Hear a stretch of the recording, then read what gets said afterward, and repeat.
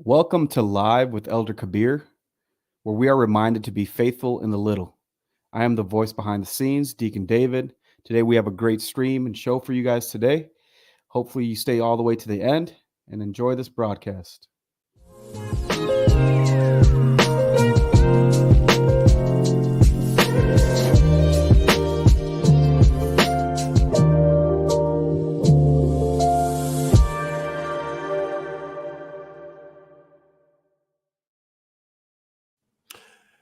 Hey, welcome, guys. Thank you so much. We have another amazing show for you guys.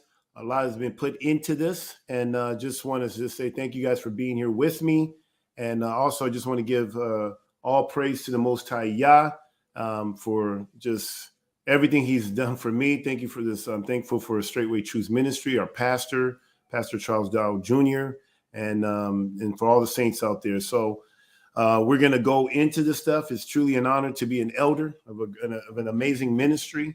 And so we're going to go right into it, guys. We're going to be talking about today child support. We're going to be talking about child support. Last week, we talked about the marriage license, birth certificates, right? Yep. And so when we talk about this stuff, you say, well, what's wrong with it? It's just making your marriage public, letting people know.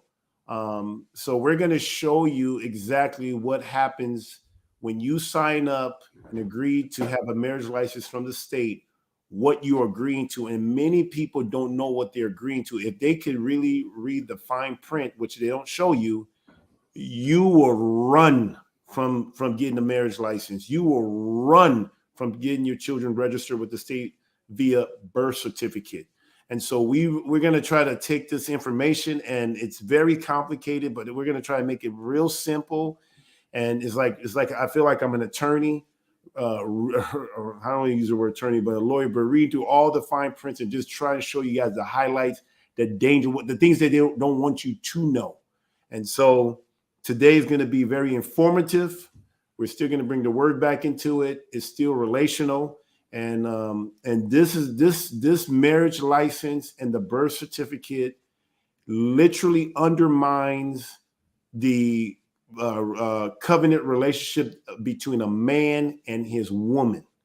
Mm-hmm. And it underlines family, especially Israelites, if we're doing this stuff, but anybody, it literally undermines the family, the institution of family. Yeah. So this is why I'm so passionate about it. I was married for 16 years. For some of you guys that know my story, I was married for 16 years. I thought I had a good marriage for the most part. That's what I believe at the time, because that's all I knew.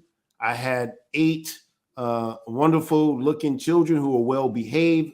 I only knew 7 of them, never met my 8th child. And one day the woman got unhappy and she treacherously left. And she was able to take my children, and it has not been the same since. I have not seen my children in over 5-6 years now. Was not abusive. Have never had a run-in with the law. Never wasn't an alcoholic. Wasn't a druggie. I was responsible, paid my bills. I wasn't a cheater, whatever that's supposed to mean. I never was caught in adulterous relationship, even on a Christian level, with one man, one woman. I never had an affair. Never struggled with pornography. I mean, I hit all of the Christian box, and still, I was treated like all the things I just described to you. So, and that's what makes it so amazing, you know. And what's so crazy is the court system, the church that I was a part of, the Christian community. I got to say community. I got my oil here, so you guys know how I do it. I need his power.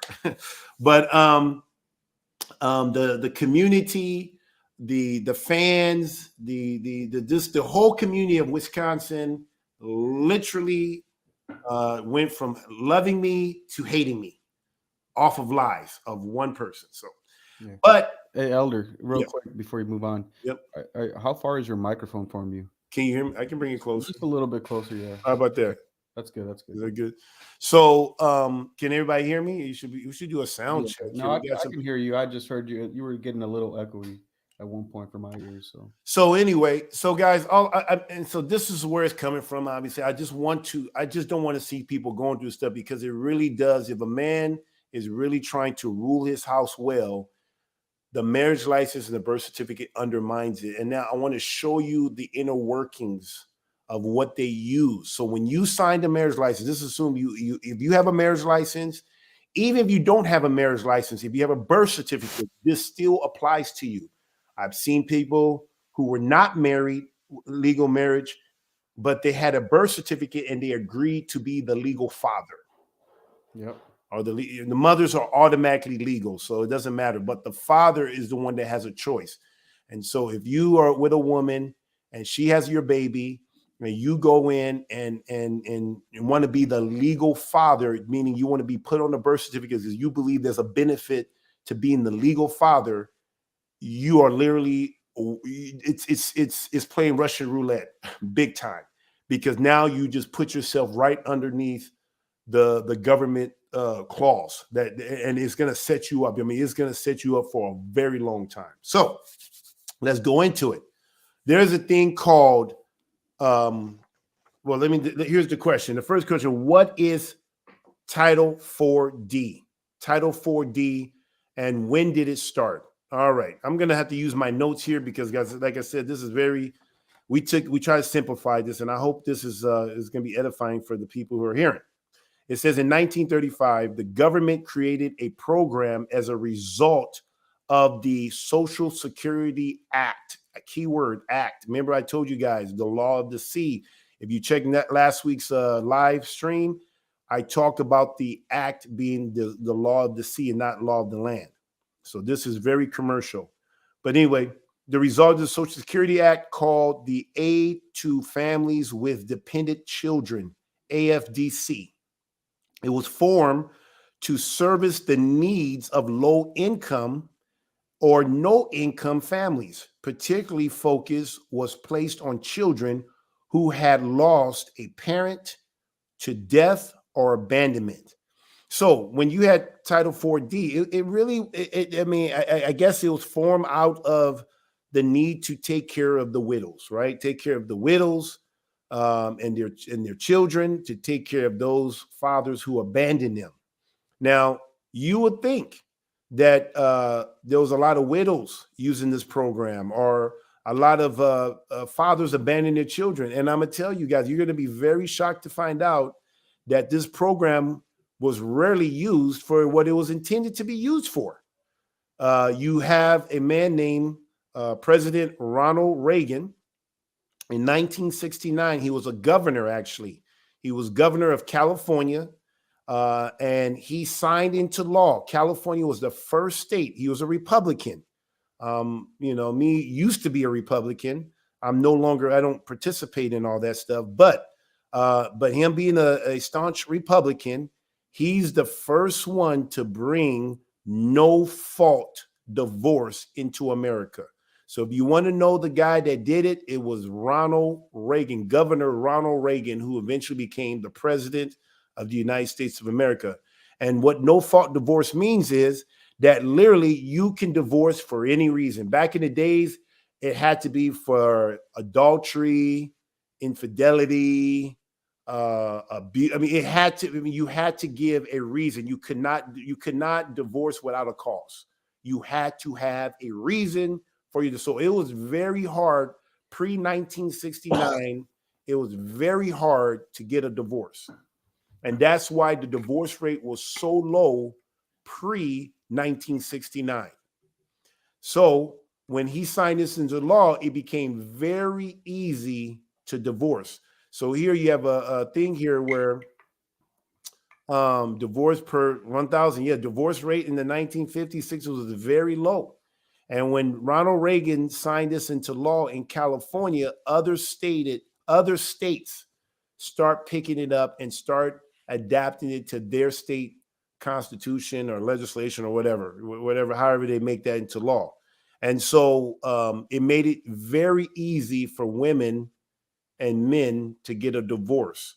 And so by 1970, it was recognized that the reason for financial assistance had clearly evolved from the AFDC, which is the Aid to Family Dependent Children, evolved from the AFDC original intent.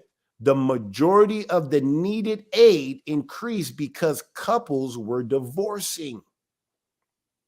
And you guys all know that divorce in America is initiated. 50% of couples who get married, 50 to 60% of people that get married are get divorced in this country. And out of those divorces, 80%, 80% of those are initiated by women. 80%. And if a woman is college educated, so if you're with a woman that is educated, that has a college degree, there's a 90% chance she will leave your ass. 90%. It's so true. When Yeshua said the kingdom of heaven are like one of these children, it makes you wonder. It seems like the more educated a woman gets, the more stupid she gets. And the less educated, college educated she is, the more wiser she is. She's more childlike. She's able to be more feminine. She's able to be more teachable, coachable by her husband. But as soon as she get that college education and get that independence, she becomes rebellious, contentious, Jezebel, very masculine, because the environment, college is a masculine environment. Survival of the fittest. You know, you're trying to get your degree, everybody trying to get the job, boom, boom, boom. And so you got women in that environment. And so they don't know how to act like a woman. So if you're married to, I'm part of statistics. My wife of 16 years was college educated. She had a degree. And guess what? She left me for no reason. No reason that would have flied pre no fault divorce. So if I lived in the era of no fault divorce, she would have had a very, very, very, very hard time divorce. I was impeccable. My record was impeccable. Paid my bills, took care of my family, no infidelity, no drunk, nothing. She would have had a very hard time getting help from the court system to divorce me. So there was a time that, you know, having a marriage license wasn't a bad deal, because it was very difficult for the woman to destroy the family. So any questions, Deacon? I'm just going to keep going here. No, that makes sense. I mean, it's crazy to see how, like, if you look at the chart right there, um, when Ronald Reagan did pass that, you know, and other states adopted that, you see the huge spike at the same exact time from 1962 all the way to 2011, in dependency on the government. So more welfare Yes. programs. And so the state was literally about to go bankrupt. They're saying, "Whoa, guys, this is way more than we bargained for." Because of this no fault, it caused a huge issue with the government, because the government was not that involved back in the days in families. Not like that, because every man was supposed to take care of his own home. And the government felt that, hey, it's our job to help our widows, which should really be the church. Just like, you know, unfortunately, we had a sister, and we lost a dear brother of ours. And you know something, we're not saying, hey, go to the state. We're going to take care of our sister. And but this is what it was back pre-1969. So once that no fault divorce happened, then there was a lot of women making claims that they needed help, and it was affecting the state. So the state. And understand, guys, when you're dealing with the government are not creators. They cannot produce anything. All they can do is consume. Government consumes. They do not produce. They don't even know how to produce. It's not even the way they were designed. They were designed to spend, to consume. So the federal enacted the child support enforcement. This is when now that when it says enacted means it's created. So the child support enforcement was created in 1975, and paternity establishment programs was also created. So this is also called CSE, child support enforcement. The law also amended, they made a change in the Social Security Act. And this is where you get Title 4 Part D. So they call it Title 4D, but it's just title is part of the Social Security Act of Title 4, Part D as in Delta. Authorize federal matching funds for reinforcement proposing locating non-resident parents, establishing paternity, establishing child support awards, and collecting child support payments. So the federal government was working with, so it has to be a state-run, it has to be one state-run program or that is doing the child support in to do Title 4D. It can't be a multiple organization, only one state. So it usually works out. It usually comes out of the Office of Attorney General of the state that you're in. And they're the one that runs the program for the child support enforcement. And their job is to locate non-resident parents, establish paternity, establish child support awards, and collect child support. And so this is what they incentivize. This is kind of like back in my days, if I can make it simple. I used to play for the Green Bay Packers, play DN, and sometime if they really wanted to get a guy to motivate him to get his, to help the team, to get to this quarterback, they said hey, if you get 10 sacks this year, you get a $10 million bonus. So guess what that's going to do? I'm going to be motivated to get a lot of sack that year, because if I get that $10 million, I'm going to get, if I get 10 sacks or more, I'm going to get $10 million. But listen to this, guys, and I've seen this in the NFL, and this is a sad thing. Let's say the guy was not able to get it the 10 sacks by mid-season. Let's say now he's getting towards the end and he has like maybe 9 sacks and he only has one game. Now let's say he has 9.5 sacks. Let's use that one. Let's say he had 9.5 sacks and it's the last game. What do you think the coaches would do in this situation, knowing that if he gets one more sack, they don't need to win this game because they're going to automatically go into the playoff? Even if they're, let's say, a sorry team and they know they're not going to make it to the playoff. What do you think that the coaches would be tempted to do, Deacon? Or anybody out there, anybody can in the chat. Yeah. What do you think that a coach in this situation, getting from the owner, maybe the GM, saying, hey, KGB has 9.5 sacks. We don't need to win this game, or we're not going to make it to the playoff regardless. It's about 10 minutes left in the game. This team is trying to make a comeback, and this is the time this dude tend to pull you out of the game, I would assume, right? Yeah, set them down. I think somebody, Ricky Williams, said set them down, set them out. Or yeah, I think I know what he's saying. Call play to keep them from getting to the sack. Yes, guys, I've seen that where coaches will literally to not make it so obvious, they will probably call a play that keeps them out. Maybe this play I have to drop back in coverage. I'm like, why am I dropping back in coverage? Because they're trying to keep me from getting that bonus check. Or let's say it's a wide receiver and he has to catch a certain amount, they won't pass him the ball. Or if it's a running back, they will pass the ball to keep him from running to get that extra yard or extra touchdown. I mean, this I've seen, guys, in the NFL. I've seen them. Or they'll bench him. Yeah, they'll just bench him. Say, hey, they'll tell him, hey, man, we want to rest you for the playoff. We don't want to get you to hurt. But, man, I just need half a sack. Let me get back in there. Just $10 million.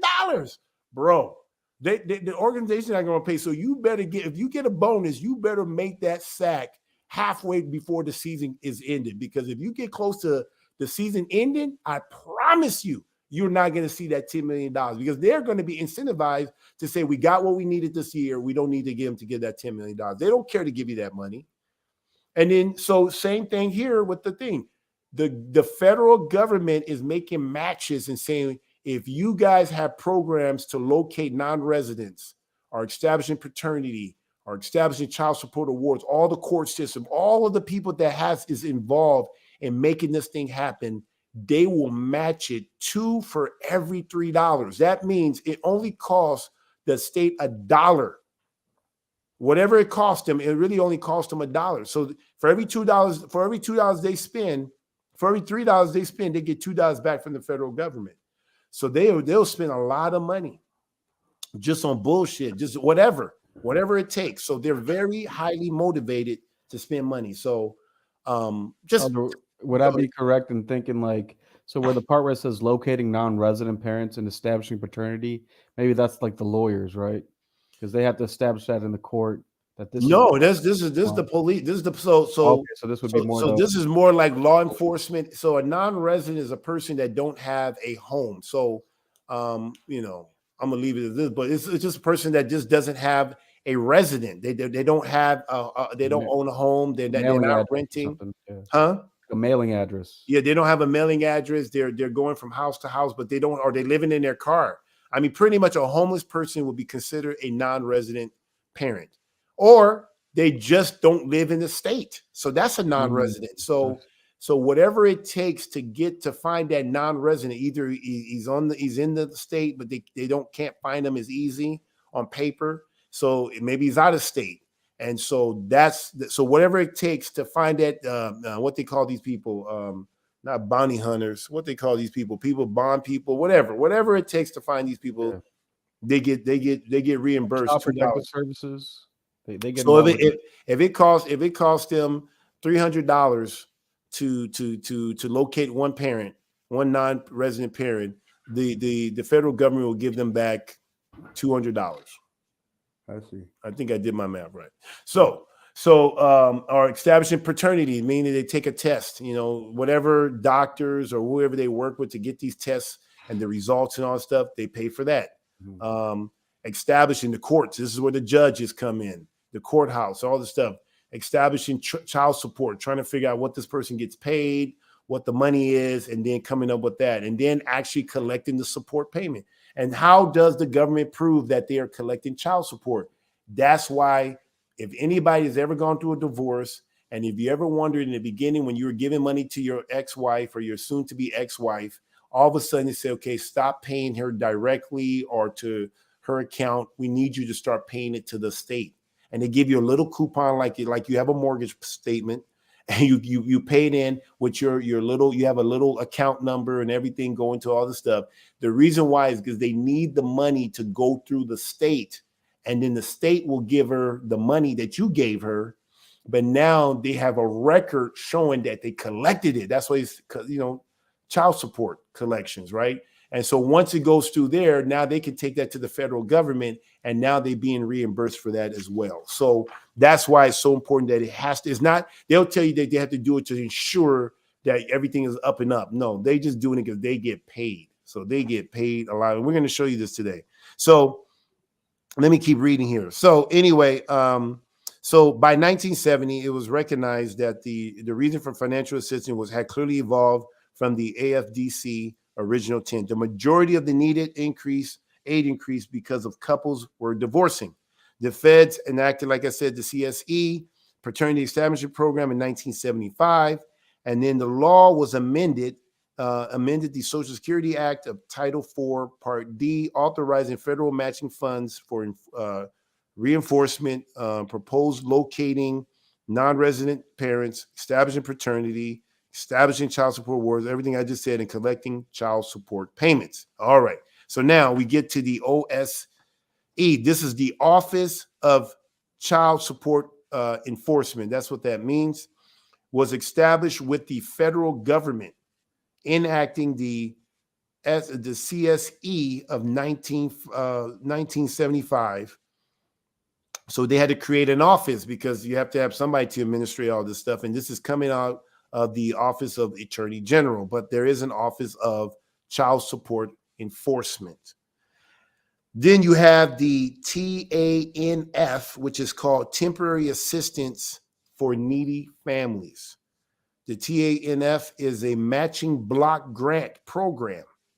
This is new and stricter program is what replaced the 1935 program. So the 1935 program was for widows and people who were abandoned by their fathers.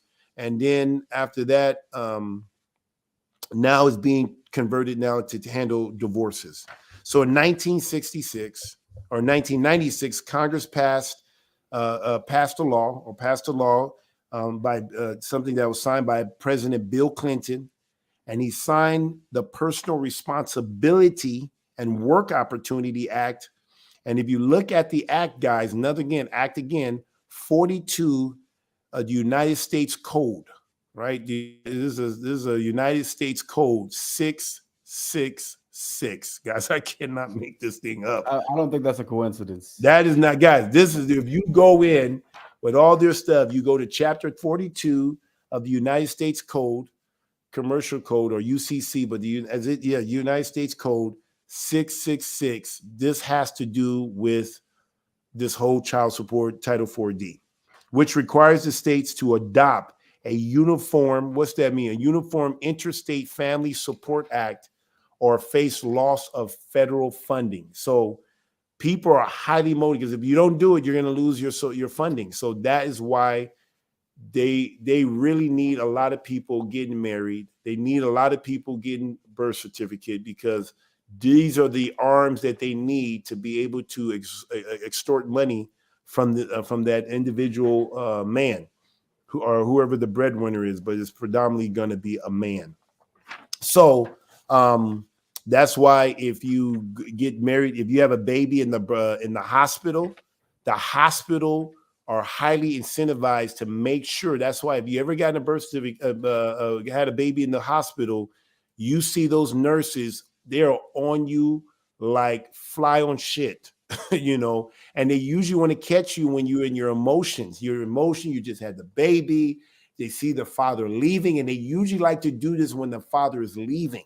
So when the father is gone, they go to the woman and get her to sign, to give up the name, to give up everything, give up the father, put everything on there. Are you married? Put it all on there, because, and they want to get, and the reason why, because the woman is the weaker vessel. Who does Satan talk to? He talked to who? He didn't talk to Adam, he talked to Eve.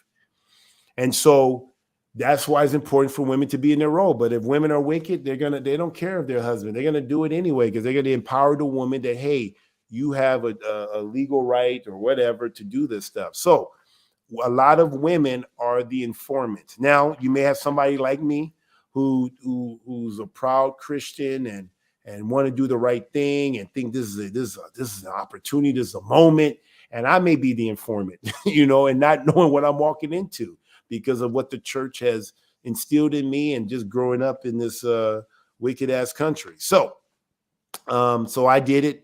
The first time I think I was the informant, and then after the other time it was my no, actually I wasn't even at the hospital. My mom passed away for my first one. So, but anyway, but it's automatic. It didn't matter if I was there or not anyway, because if she signs it and you're legally married to a woman, you're automatically the legal father. Now, if you have a baby and you're not married legally, then that means you will have to go to court to become the legal father, because you think there's some type of benefit, which is not.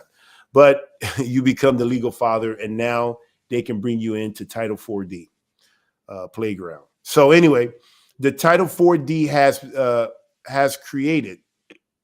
It says, number one, the child support is a welfare recovery program.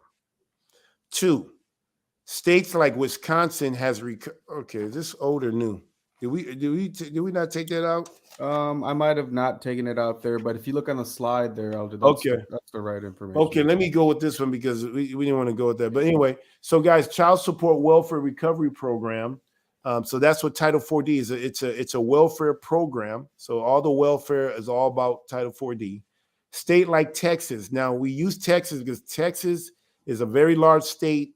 A lot of people that look like me, hue skin, is in Texas, and they literally, to recover for them to the money that they have spent to be able to collect child support is $763 million. Pretty much $764 million to be able to collect child support. That's the administrative cost, guys. That's just the administrative. That's not incentive. That is just the cost. Or is that the total? I think that was the total. That's the total that they came in. Actually, that's the total reimbursement. So part of that is administrative costs. The second one is the what was collected, and then the federal government has what they call incentives, and so they get a whopping total of $764 million. This blows Focus on the Family out of the water. But anyway, they say, "Folks, you do your thing, encourage people, and we'll hook you up, and you hook us up, and blah blah blah." And divorce is a $60 billion industry, guys, a $60 billion industry. And now, I just wanted to do a comparison because I was doing the research. Wisconsin, their administrative costs came out to be $88,000. I think they have that here. 88 million. 88. Sorry, I keep saying 88. Sorry, guys. I'm not used to just throwing those words around. A lot of money, though. That is a lot of money. So Wisconsin, which state that I was impacted by, I can't find my. Hold on, guys. I got to get this. So Wisconsin came out to be 88. Yeah, 80. I just want to make sure that their administrative cost to collect child support came out to be 88 million. So they're not they're kind of struggling right there behind Focus on the Family. And that was just 2022. I know that, and this is every year, guys. So this is and that's just for the administrative costs. We're not including the actual collection. That's a lot of money right there. And then there's federal incentives that they have in there, and so it's a lot. It's a multi-billion-dollar business. I think came out to be $60 billion, guys. 60, not 60 million, $60 billion. And so when you're getting these marriage license and you're getting these children's registered with the state, you're literally coming into an industry that wants to destroy your family, because you have to understand, destroyed family is good business. Fortunately, yeah. Are you guys hearing me? A broken home is good business. If no one got a divorce, the state will go broke in their mind. They need families broken up, and they like to see. I mean, now this affects black, white, green, whatever color skin, but they like it when they see, black people, African American, hue skin. They love seeing that family broken. That's probably better than what do you call it, the abortion. You know what I'm saying? That is probably better to see that, because you can make money. And then a lot of these children, when they come from divorced homes, there's a good chance that they're going to go to jail. And you have free slaves right here, public slaves in this country, and you can get free labor. So this, I mean, how many people that are incarcerated in this country? 33% are people who are African American, and we're supposedly not even the majority, and we represent 33%. And we only supposedly represent 30% in this country. How's 30% of this country is representing 33% in jail? That is off the chain, Isn't that backwards? You would think it would be like 13%. Okay, you got 13%, so you have 13% in jail. No, we double what we are. And why? Because of this. Look at Kanye West. Kanye West was paying $200,000. Wherever state he's at, they're very happy, because that's money that the state is going to get too. They will get either half of that per month, $100,000 a month from one man. And they love the fact that it's coming from that man particularly. Yeah. So guys, I'm telling you, this is the hard truth. And they, and maybe Kanye won't be affected like most people, but this affects the common folks. Even somebody like me that made the millions I made, it had an impact. Now, it could have had a worse impact if I was bad with my money. If I was a big spender, I'm telling you, it would have wiped me out. If my wife was keeping the book, so many of you men, you have your wives keeping the book, and maybe that's the best thing you can do, because you're just not proficient in that area. But if you can take the time to learn how to handle the money that you have earned, it will be better. Because I'm telling you, if I literally had that woman manage the books, I would probably be in the streets right now. Literally be in the streets right now. because that's how wicked she was. But I was just very good. Heck, I'm a financial advisor. So I automatically was going to get that job. And regardless, I didn't even have to be a financial advisor. I was going to get that job just because I'm just like that when it comes to money. Yeah. I mean, you know how I am, Deacon. I'm very frugal, very frugal. So anyway, so just want to let you guys know. Judges, lawyers, legislators, they refuse 50-50. What do I mean by 50-50? If you wonder why women get 80, here's a chart right here. 80 women get 80% of the time with the children, and the father gets less than that. Let me look at here in 1993. In 1993, the custodial father got 16% of the time with their children. And I'm talking off the bat. And the woman get 84%. Now look at this. You go from 1993 all the way to 2009. And it didn't change that much. Men get now 18% time with their children, and the mother gets 82. Guys, I'm telling you, this is consistently like this, guys, consistently. And here's why, guys, so you guys can understand why. You're saying, why is it like that? You think that when you go to court, they really want to hear the truth and who's the good father, who's the good mother. It's not that women are good. I mean, a lot of these women that are doing this are just straight out wicked. A lot of them are wicked. Maybe there's a few in there that are good, but I promise you, the wicked outweighs the good. You probably have 1% of them that are good mothers, but 90% of them are just wicked. But here's why the court gives the women the children.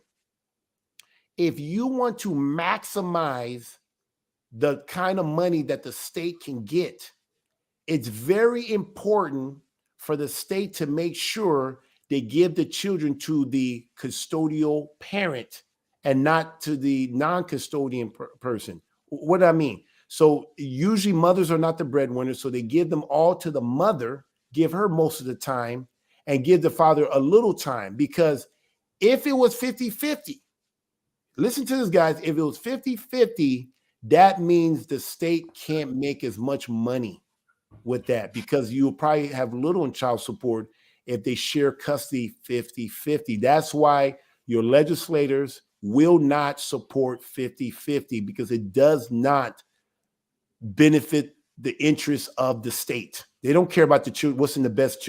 When they say what's in the best interest of the children, you thinking they're talking about your little baby. They're thinking about what's in the best interest of the children. Let me say that again. You think they're talking about your baby. They're thinking about their children, the state, the all caps, the state of California, the state of Wisconsin. That's who they're thinking about, because Wisconsin, Texas, California, Tennessee, those are children to what? The United States Corporation. Yep. United States Corporation is the parent company.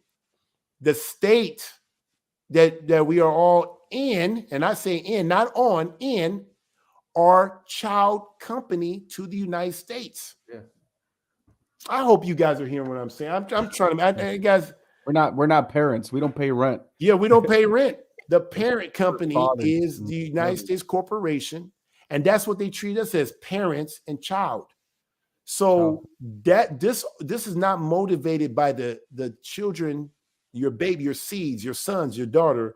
This is to benefit the state. So this is why they give them to the mother, because it maximizes the highest maximum they can get for child support. And I think the reason why they don't give a woman 100% is because it may look obvious. But in some cases, it is that case. It's something, yeah. I mean, but they just don't want it to look obvious, and they got to make it look somewhat fair, right? You got to make it somewhat fair. So you say, okay, let's just give it to the mom. And then here's how they justify it. Well, the father has to work. He don't have time to spend with the children, or he don't know what they're doing at school. The mother's been doing that. And so these are ways that they logically tried to tell the public, the people, why they do it this way, so that people can say, oh yeah, that makes sense. It's not like that. Guys, listen to me. I'll give you a perfect example. I can tell you this bullshit. Guys, I was retired NFL player. I made enough money that I didn't have to work a day in my life. I could literally live the way I was living to the day I died 5 times over. So when they went after me, they took half, and I had to pay child support, even though I didn't have an income. My income was coming from the investments that we had as a family. So you'll think that, okay, she gets 50, he gets 50, and let your investments do his thing, let your investments do a thing. They said, nope, your investments that you get, the half you get, has to go to her in child support. So she got more than 50%. And so because I was so good with my money, and it wasn't about, well, and literally, guys, I'm not making this thing up. If I remember when the commissioner, because it was a judge or somebody in the black woman, they call him a commissioner. It was a woman, and I can't think of her name, but she has white hair. I can't think of that woman's name. But anyway, and I wanted to get my children they wanted to give me they gave me Tuesdays and Thursdays, but I wanted to have them for Friday or Saturday so they can enjoy the Shabbat. They literally kept me from having my children on the Shabbat. So they gave me Tuesday, Thursday, and Sunday, but I was not allowed to have them on a Friday or a Saturday. I could only have them on Tuesday, Thursday, and Sunday. So a man gets 3. Just visit. I went from a father, the ruler, the authority, to now, well, I wasn't really, but that's where I went to becoming just a visitor now. I became a visitor. I got demoted so fast, it wasn't even funny. Wow. And so they wouldn't even allow me to allow my children to experience the Sabbath because the judge says no. And they can say that because we had a marriage license and a birth certificate. So they can say that. Now, I have sons now. I have 2 sons now with my new woman. And guess what? They get to keep the Shabbat. They get to live with me all the time. Matter of fact, me and my woman, we do have a covenant, or what you will call a contract. And it's a private contract, meaning that there's no public involvement. Matter of fact, the contract stipulates that no third party is part of this contract. There is no third party interlopers or somebody can come in. So, and it will stand in court. And in that contract, men, listen to this. In that contract, if my woman decides to leave, or if I decide to give her a bill of divorce, the C's, my sons, stays with me. She leaves without money. She leaves. She don't get any money. And you know what I tailored my covenant to? The Holy Bible, according to the word. That's what we base the covenant off of the word. See, when I try to go to the court and tell them about the Bible, they looked at me like I was like crazy. Like, what are you talking about, bro? we don't recognize your Bible. We don't recognize the Quran. We recognize statutes and codes. That's what we recognize from Wisconsin. I said, but no, we got married at church. The pastor is the Bible. And they just look at me. It's like, bro, I get it. I mean, you can keep saying Bible. You can say constitutional rights. But bro, you gave that up. When did you get married? October 12th, 2001. Okay. When you did that, that's when you lost your rights a long time ago. You just find out 16 years later. And that's what a lot of you folks are doing. You don't even have any rights, and you think you do. You're one emotion away from being your whole world coming crashing down because of the emotion of a woman. All Satan has to do is plant a seed. Or in my case, Yah came in and brought the sword. He brought that sword and used that opportunity to test me, to see if I truly loved him. And I can say I did pass the test. As of today, I'm still here. 6 years later, I'm still here. I'm still keeping the Shabbat. I'm still keeping the commandments of Yah. And I'm living completely, fully. What does Elder Rob says? 10 toes down, flat-footed. I'm standing on this word. And I'm unashamed. I'm unashamed of the gospel. I'm not ashamed of the gospel. And so I can do this. I have no fear. I have a business. I'm a financial advisor. Most people that I work with know what I believe. They don't necessarily agree with it, but they all respect it. And I try to be upfront. I'm not gonna live and be ashamed of what I believe. I believe just if you can respect gay people, if you can respect transgender, you can respect these, all these other stuff. How much more me? I mean, I know I'm an Israelite, so we may be a little bit different, but So, and so I'm living free, guys. I am more free now. Now but the world say I'm not as free, but I feel free because I have Yeshua HaMashiach, Jesus the Christ, my master, my savior. So anyway, let me keep going here. So who benefits? Who benefits from Title 4D? So this is why now you guys understand. This is why the mother gets it, because that is the maximum amount of money they can get. So if it was 50-50, then the government will not get it. So the people that benefits from it is the state, the two lawyers. The two Elder, did lawyers you want meaning. to? We missed a couple slides. Do you want to go back or? Oh, go back. I didn't know. You see I'm the just part where following. it says finding funding in 3 ways? We didn't go Okay, over fund. that. Let's go back to the funding 3 ways. So these are the 3 ways that they're funded. So the administrative costs we talked about, this whatever it takes to enforce the child support in that state, and it's got to be ran by one state entity, and is usually through the Office of Attorney General. The grants for child support collections, and then any federal incentives payments that they put on there. So those are 3 ways. This is a good example. Texas. Administrative costs was $367 million and some change. That's a lot of change, 220,000 change.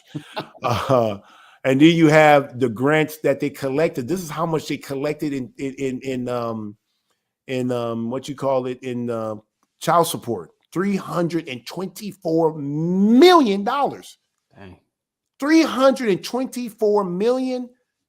324,618,384 was collected. So, guys, what does that mean? That means they were able to find men, maybe some women in there, but mostly men, was able to fork out $324 million. And guess what? The federal government matched it or gave half of it. And then they get another incentive because of how well they did it. They got $72 million on top of that. So you get the combine of 700 or some change. I don't know how much it came out to be. I think it came out to be over $700 million. So guys, this is what you're doing here. So next one, who's really benefiting? The state, not your son, not your daughter, not the man that's paying all this stuff. He's now become a slave. So you have your slaves who are incarcerated in jail, and you have your free slaves who are out there like, I'm no more a slave because I paid in full. I settle out of court. I paid $700,000. I do not pay child support. I am completely been let go. They can't come at me for child support. Now, the contract, and they had to keep it open in case they could find a loophole. But they had to keep it open until my last son was my ex-wife turns 19. And he's healthy, so I don't have to go beyond 19, because if he had a disability, then that's forever until he dies. But if he's in college, then that can go all the way to 23. But most of the time, it's 19. 19, you're done. So my youngest baby with that woman, I think he's 4 or 5. So I'll be at least available, or at least they try to come after me. But the way we have it set up, she first has to pay me $2 million just to come after me. So if she wants to come after me for child support, she has to fork out $2 million+. Then after I get the $2 million, then she can come after me for child support if she thinks that she can. And so that's a risk. That means she has to be for sure think that she can get a better deal than what she got. I'll take it because, I am living good. Look at me. I'm still living. So I'm hoping I can bait her in. You know what I'm saying? Because anyway, I'll just leave it as that. But you got to learn this game, guys. This country that we live in is Viking. These people are Viking. The system that we live in is very Norwegian, Norsemen, seamen, what they call them, sea people, or Yeah. These are Vikings. I mean, Vikings were known for plundering, raping. They just come in and destroy everything and take what they want and leave. This is the society that we live in. And when Vikings do this stuff, they don't really care if you're protecting yourself. If you don't protect yourself, that's on you. Ignorance is no excuse. It's up to you to protect yourself. So if you don't know how to protect yourself, you will be taken advantage of. And they will pillage you, plunder you, kill you. They don't care. It's really up to you to protect yourself. So the state is benefiting from it. The two lawyers. So I already showed you through Title 4D how the state is benefiting. Now, how does the lawyer benefit? Just the way it's set up, because the state is so motivated to make a lot of money and maximize their potential by giving everything to the mother, right? And giving the father a little amount of time with the children. So now you have two attorneys. You have two attorneys. One attorney represents the petitioner, which is the mother, and the other attorney represents the father, which is the respondent. The petitioner attorney is telling the mother, hey, you have rights. You're entitled. Fight. He's hiding something for you. Let's look here. Let's look here. Okay. So she's going to be wicked. You're going to say, man, this is not even my woman. Who is she? You can't talk to each other. They tell you don't talk to each other. Only the attorneys can do all the talking. And so she's coming after you. Like, I mean, man, she knows you. I mean, she knows all your weak spots and everything. And she's coming to kill you because she has that attorney basically peppering her up. Come on, go get him. Go get him. Go get him. Okay. That's natural. Now, fathers, men, when you get your attorney, you think he's representing you. You think you are a priority to him, that his duty is to you. He's not. His duty is not to you. His duty is to the court system, to the beast. His allegiance is to the system, not to you. You now have become, when you hire an attorney, you become a ward of the state. And that attorney, his whole job is to get you to make you feel, hey, this is not fair. You have rights. Fight for your children. Why does he want you to fight, Deacon? Why does this attorney want you to fight? Is it because he loves your children? Matter of fact, anybody in the chat room, why would you think a man's attorney will want him to fight for his children? Is it because he hates to see children grow up without their father? You think they're motivated by that? Anybody? I want to see. Just let me just see what you guys are putting out there. Yes. Yes. You have somebody, Alpha, says because that attorney gets paid. He's getting paid. So the more that man fights, and he will tap into your emotion, bro. You're already in an emotional basket case already because you just lost your children. You've been treacherously betrayed by your woman. You feel like the world is against you. You're not thinking straight. You're very emotional. You go from being logical thinking to emotional. You go into survival mode. And now that attorney is taking advantage of you in a weak moment. And he is going to he is going to be the Viking he's going to plunder you and take advantage of you while you're emotionally weak. And so he's going to try to egg you on to fight. The other attorney is egging her to keep getting more, and they just go back and forth. That's why I've heard somebody say they got married. They were married for 6 months, and it took them 5 years to get a divorce.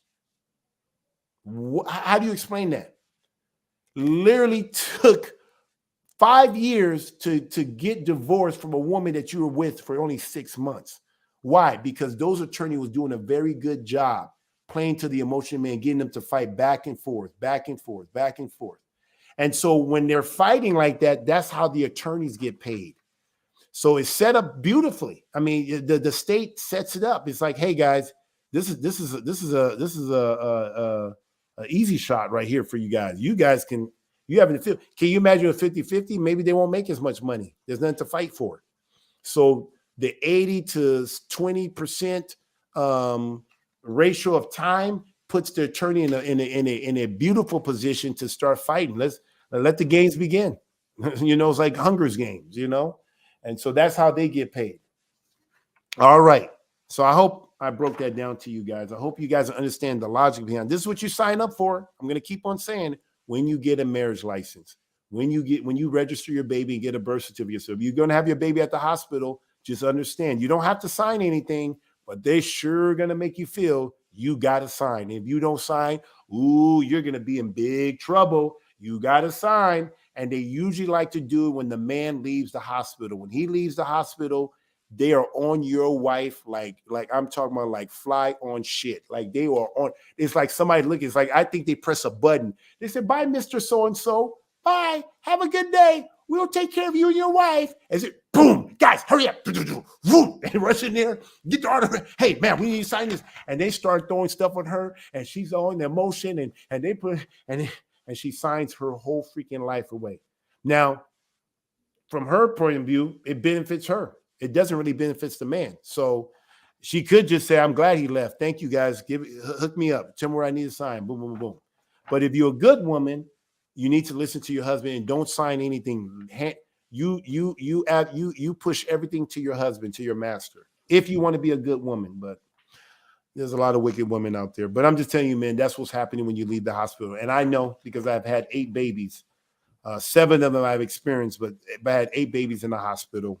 And that's how they got me. So anyway, now the next person who really benefits is the custodial parent.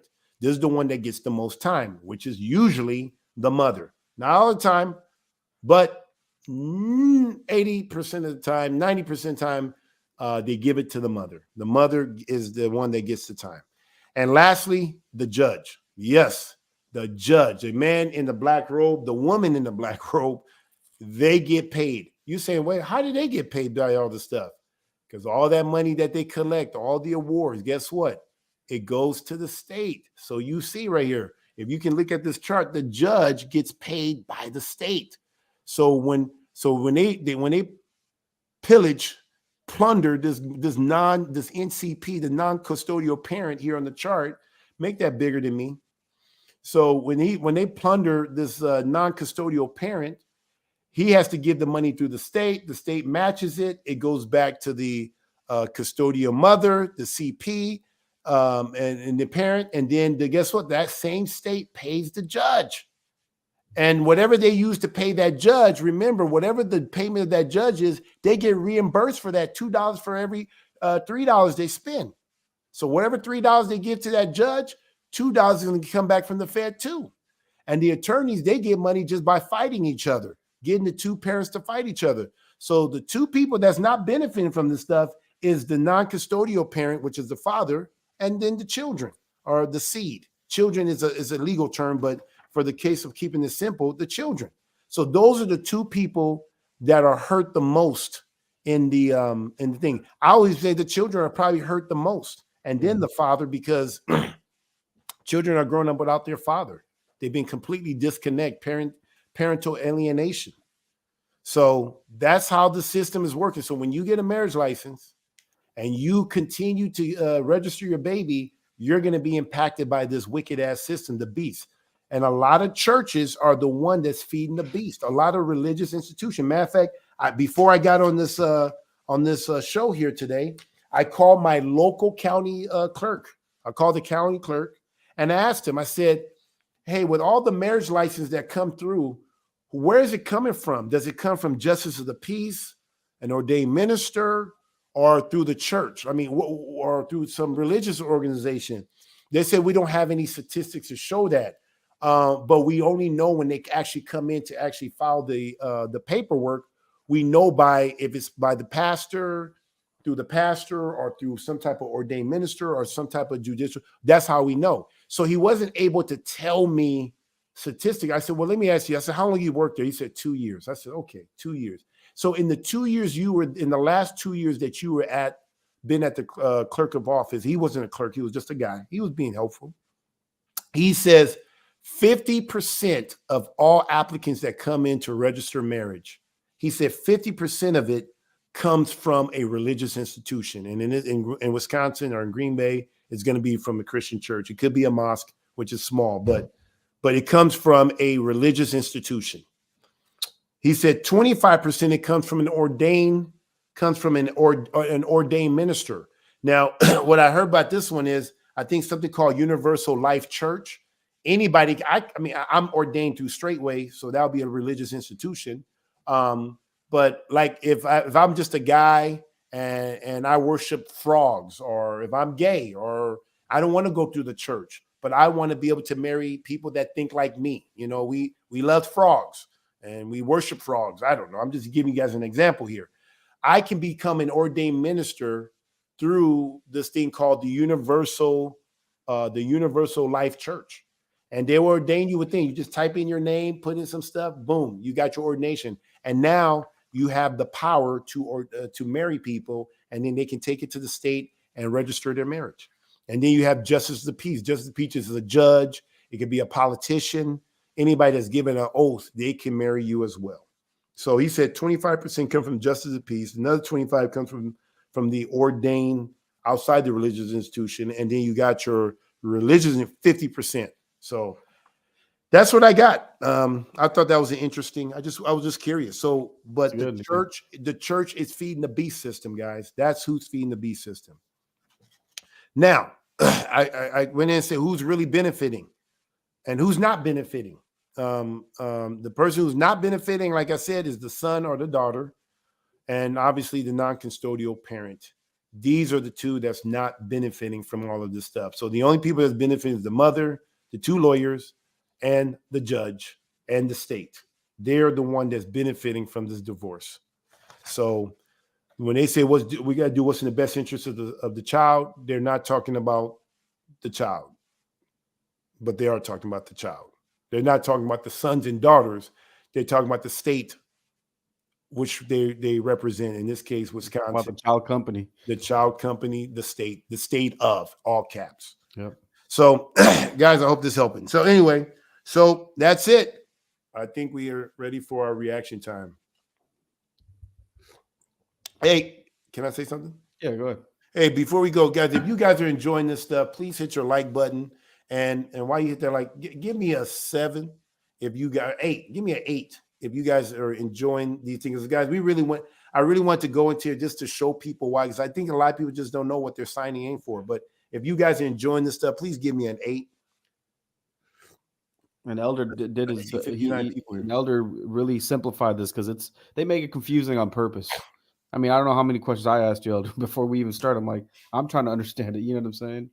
And it's just confusing, and that they do that on purpose to force you to get a lawyer, to force you to, you know what I'm saying? They make. And when you call these courts people, they won't tell you. They say, "I'm not an attorney." Yeah. And so legal advice. And unfortunately, guys, I mean, I had to go to the heart, to the University of the Painful Truth. Yeah.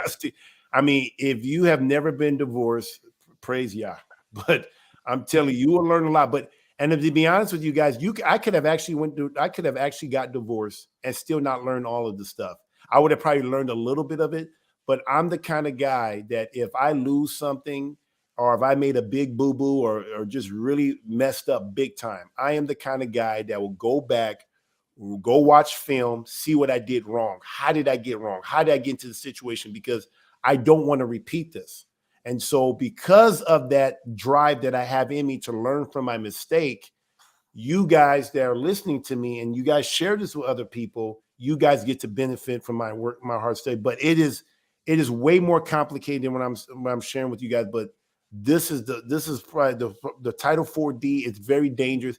And matter of fact, I was so shocked that this is common knowledge. I remember asking the lawyer, she's a lawyer, and she actually says that she's in the business of helping families. And I didn't know. She was actually my babysitter for a while. Her sister was, their family was.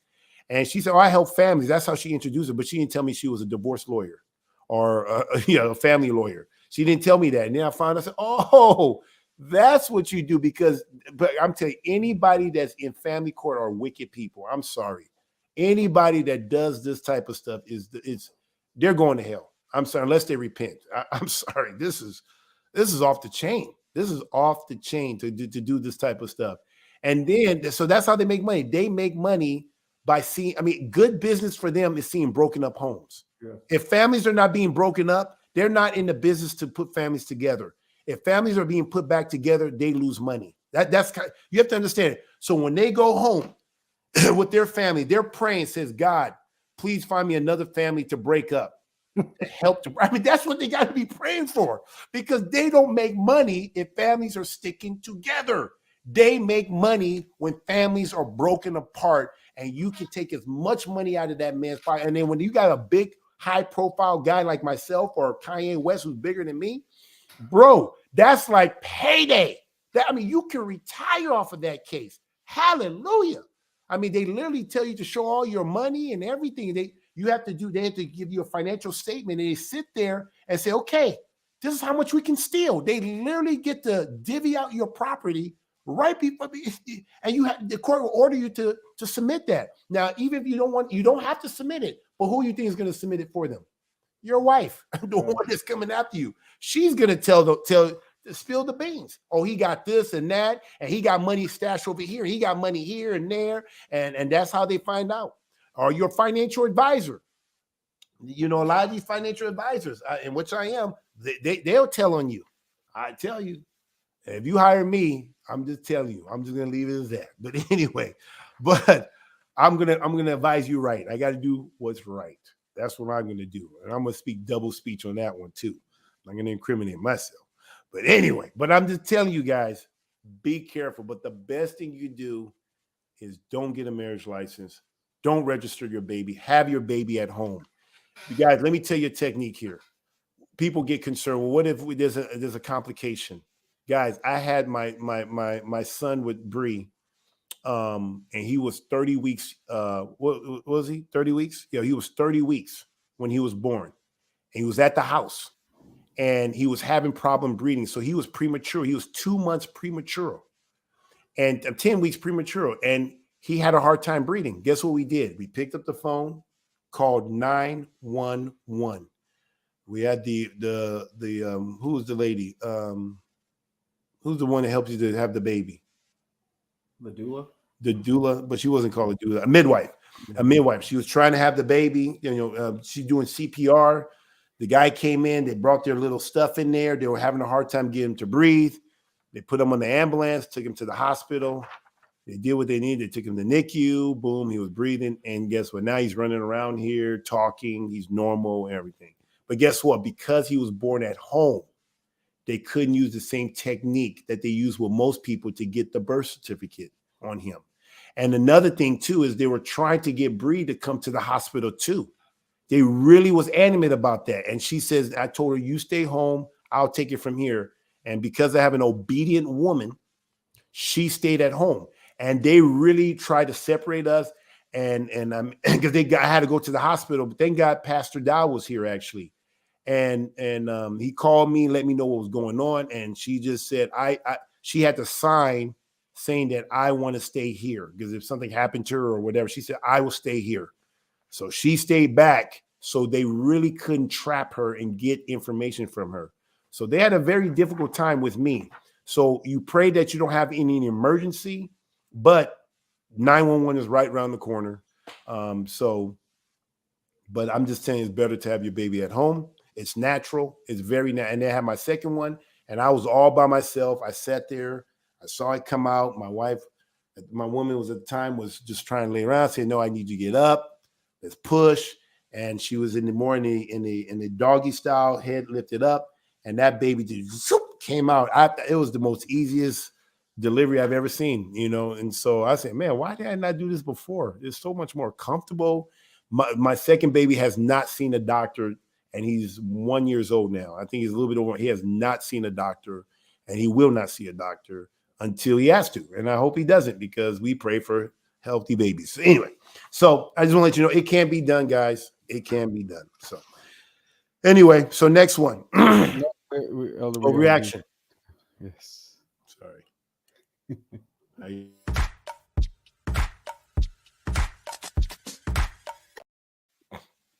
Here's the memory we're getting ready to make, because I made my ruling. You have capped out, according to Texas guidelines, your gross is $9,200 a month. Child support is set at $2,300. You're going to do a reimbursement to Medicaid for $276, making your monthly child support payment $2,576. That's how much you got to pay. No, that's how much you got to pay. Thank you, Your Honor. The children live with him. Thank you, Your Honor. I don't see the celebration. Thank you. Wait a minute. What happened to the celebration? Because you're the one that's paying that $2,576. The children live with him. He should not pay you anything. Thank you, Your Honor. And I said I made my ruling, so I really don't have to hear anything further. Did you have any questions about that number? Not at this time, Your Honor. Oh, okay. Okay. This is acting, guys. Guys, I was gonna say guys, this is the type of stuff that when you watch as a man, this is like one of those movies you watch. This is, guys, this is in a dream world. Because when she was talking, I'm thinking like, this is what I saw a woman talking to me. She's talking, and I'm like, oh, here we go. And they're telling you what you're gonna pay and everything. Then I saw this. I said, okay, this can't be real. This is only in your dreams, okay, guys? Because I'm telling you, I am a competitor, okay? I am a competitor. And when I go in, I expect to win. I just go in expecting to win. I may lose, but I go in expecting to win. For the first time of my life, for the first time, guys, and I'm very competitive. Anybody that knows me, I am very competitive. I never felt so hopeless going to the courthouse. Like, I literally came in thinking I'm going to lose. Because no matter what I did, at the end of the day, they always ruled against me. It was like, and I'm talking to my attorney and said, why am I hiring you? I can lose on my own. Like, it got to a point where I don't need you to lose. I'm going to go in by myself. And so I had to fire my attorney. I went in, and guess when I got my first victory in court? I call it a victory, but it felt like a victory. I went in by myself. And that's when they run into trouble, because they don't know what to do with you when you don't have an attorney. But that's when I got my first victory. I was like, wow. I was like, woo, woo. I was so happy. That was the best decision I could make. Don't go in with an attorney. But when I had an attorney, I kept having my ass handed to me every time. I've never won with an attorney during divorce. So that's why I was shocked. I'm like, wow. I know it can happen once in the blue moon. But then I kind of said, this is not real. I see the cord on her. I said, okay, this is acting. This is a dream. And she got one heck of a wig there. But anyway, but you can see but guys, even in this joke, you can see clearly that whoever has the children is the one that gets paid. Yeah. And so if that's why they always give it to the woman and whoever the breadwinner is, don't get the children. So anyway, that's my reaction. That's a funny one. A court rules in favor of a chick having $100,000 a month. That puts men off to a level. Like, it's fine if there was a baseline child support, $1,000 a month, $2,000 a month. That's if you have a kid, baseline, regardless of income. If your man wants to give you more, he does. If he doesn't, whatever. But when you come along and start saying this % of a man's income, do you have any idea how scary that is to a man who works for his money? He works for his money. And you know why it's scary? It's not just because he's giving his money away. It's because he knows he isn't giving money to the kid. Yeah. The kid, you can raise a kid on $500 a month in most of the world. You want that kid in Gucci, you in a nice car, going on dates with another dude with my money. I'd rather burn the fucking house down than to give it to you under those circumstances. Yes. Andrew Tate is on the money on that one, guys. I'm telling you. That's what happens. I mean, I had, for me personally, I had to pay $8,000 a month. And this is, guys, I'm not even playing anymore. I'm like, what do they need $8,000 a month? And this is after getting half. I got a mortgage payment. So everything that I had working with, I was basing off of a whole. And so I get the debt, boom, I'm down to half. Like, whoa, my debt to ratio all of a sudden went from 10% to 20%. And that, man, it was scary. And you know what's really scary in all of this stuff, like Andrew Tate was talking about, is the fact that you just don't know when is the bleeding going to stop? What else are they going to take from you? It's just unknown. And it causes you to lose weight. It causes you to be stressed out. I mean, bro, it literally makes you want, like what he was saying, it makes you want to burn the house down. Like, I get it. Like, I hope people don't do this stuff because there is a life better after divorce. But I can see why people want to go postal and just start shooting people and killing people. I get it. Like, I don't judge that person and say, man, he didn't, because it is that bad. It is really that bad. So maybe I was that guy that used to be hard on people who used to do that. Like, why do you have to do that? And boom, boom, boom. But until you go through it and see how unfair and unjust it is. I mean, literally, my ex-wife is literally The guy that she's with, that she's married, they're living off of my money. Everything, the house that she has, the clothes on her back, what my children got or don't get, everything they got came from my sweat equity. And so but hey, it's all gone. I'm moving on. But that's what he said is I mean, I don't know if Andrew Tate experienced divorce, but that is a true feeling that you get when you have to give all this money to the woman and you know it's not going to your sons or daughter. That's it. Hallelujah.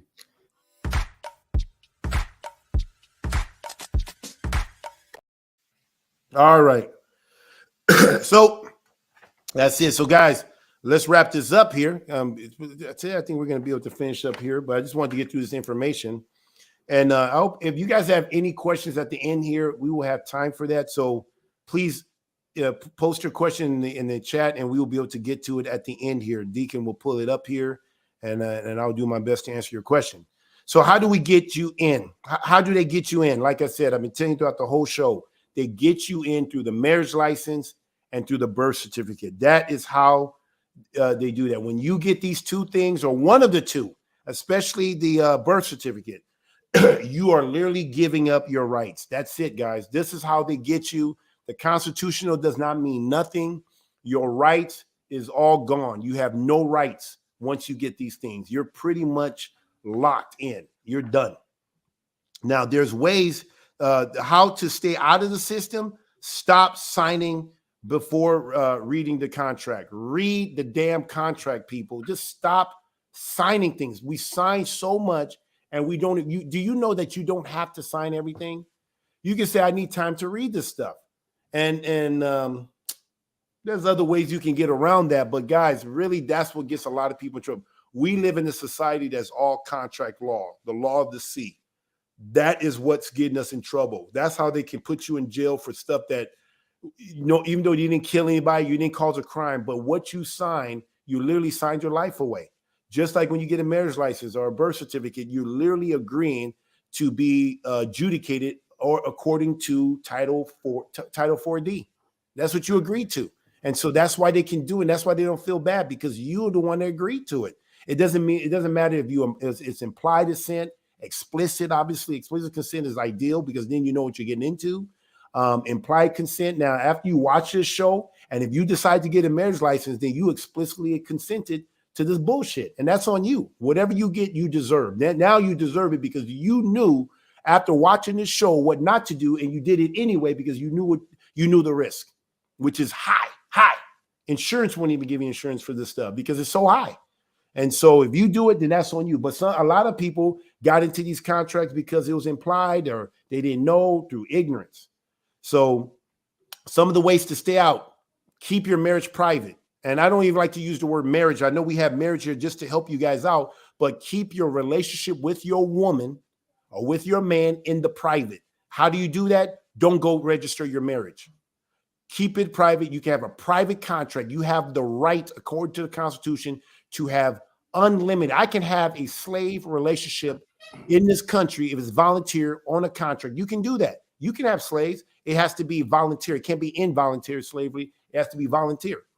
And so if you have a private contract with your woman, like I do, I put out all the terms. She looks at it. She agrees to it. And we did it, obviously, in our church, our assembly with Straightway Truth Ministry. She read it. I read it. Was approved. Boom. Everybody looked at it again. It was good. It was recorded. So we're good. So we have a contract, and that's how we're operating. Some can be verbal contract. You can have a verbal contract where you don't even have to sign something. You have a mutual understanding that this is how we're gonna roll. That's it. But keep it private. Next thing, I can't say this enough, guys. And you guys say, why does he keep saying it? Because everybody keeps doing it. Do not get a marriage license or a birth certificate. Do not get a birth certificate, please. If you go into the hospital, they are literally trained to make sure you get that birth certificate. They are trained. The best way to do it is have the baby at home. Get a midwife. It's cheaper. Hire a midwife and get a midwife that's going to work with you because it's kind of her job to register the baby too.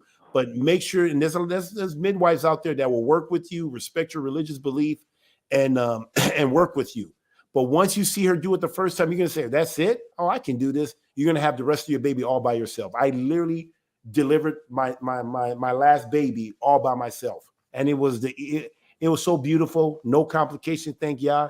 But you can have complications, and that's why we have the hospital. So if you have to go. But when you go into those hospitals, do not sign anything. I don't care. What they can't make you sign anything. They can't put your hands on there and make you sign it. They have you consent to sign. So just don't sign anything. They may say, well, we can't let you go. They can't hold you. They can't detain you in the hospital. You have the right to leave. They can't hold your baby. So don't feel like you have to, but they're going to make you think. They're going to bring police in there probably. They may bring a protective child services. They may put all this stuff to intimidate you, to get your heartbeat running, to make it, ooh, you're going to get in trouble, and then you sign. Don't feel like you have to. And if you have to, guys, just sign boo-boo. Sign boo-boo. Don't put your real signature on there. Just sign something that's not your signature. So if you ever go to court and they ask you, is that your signature? Say, no. It looked like I signed that under duress. Drop those words. If that, I wrote boo-boo. This is bullshit, right? Sign bullshit. Sign everything but your signature. So if you ever have to go to court and they ask you, is this your signature? Say, this is not my signature. That is not my signature. I signed that under duress, under threat or something. I felt threatened. I felt pressured, whatever. And they can't hold you under the contract. Now that contract is voided. So that's the best thing I can tell you. Just say boo-boo. Shit. Okay. How do you stay out of the system? What's the name? Next one. There's a lot of things out there called asset protection. Get stuff out of your name. Don't put things in your name. When things are your name, it makes you easy to sue. If somebody wanted to sue me right now, the first thing that a lawyer is going to do, let's say a woman comes in, let's say Bree comes in, let's say Bree, and she wouldn't do this, God forbid, but let's say she came in and she left and she took my baby and she goes to court. The court may say, okay, go register the baby. Okay, let's say she go register the baby. Well, because we're not legally married, they're not going to they can't put my name on there. So that's not going to happen. But let's say she does that and then she tries to come after me and try to sue me. The first thing you're going to do is going to look up, okay, let's see if he owns a house. Let's see he owns a car or a boat, anything with his name on there. If they find stuff with your name on there, then it tells them that you got deep pockets. We can sue you. But if they can't find anything, guess what? You're not suable. Well, guess what they're going to tell your poor wicked ass wife?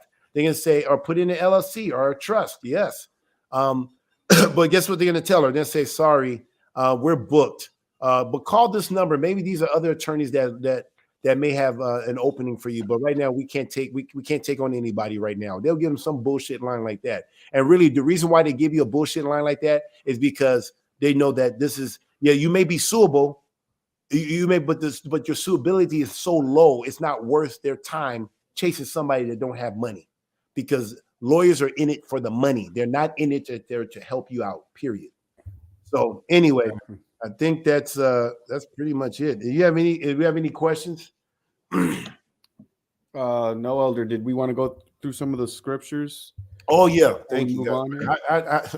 Okay, guys, let me show you some scriptures. I do want to make the scripture, and the Bible talks about this stuff. Let's go to Deuteronomy 28. Please read Deuteronomy 28, verse 32, Deacon. Thy sons and thy daughters shall be given unto another people, and thine eyes shall look and fail with longing for them all the day long, and there shall be no might in thine hand. That's what's going to happen to you if you have a birth certificate and a marriage license.